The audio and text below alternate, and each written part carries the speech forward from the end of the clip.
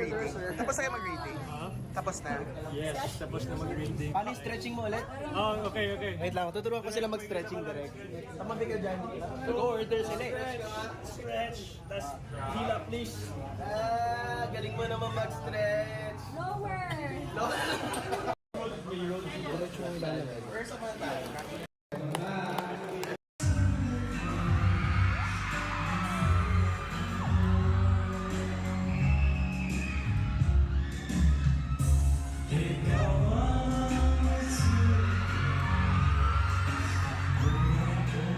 Pagkadilat ko sabi niya,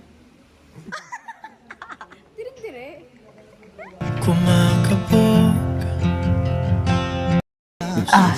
Good night. Ano yun? Ha? Akala ko may sinabi ka.